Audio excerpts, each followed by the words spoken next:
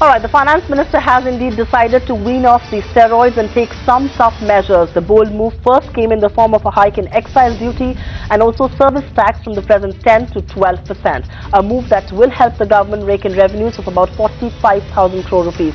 Excise duty for non-petroleum goods has been hiked to 10% from the current 8%, which means consumer durables could see a spike in prices. Cars could become more expensive with a 2% increase in the excise duty.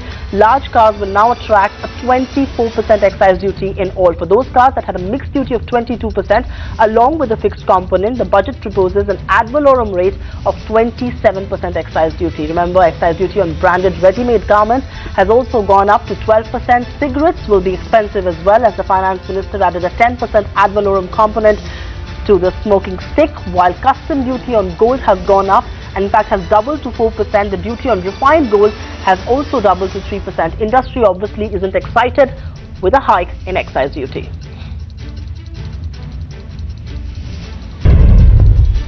Petrol car sales will certainly be hit by the 2% increase in excise duty, but the diesel cars I think will remain buoyant because people were expecting that there might be an additional tax. That has not happened, and therefore I think there will be a very good demand for diesel cars in the coming year.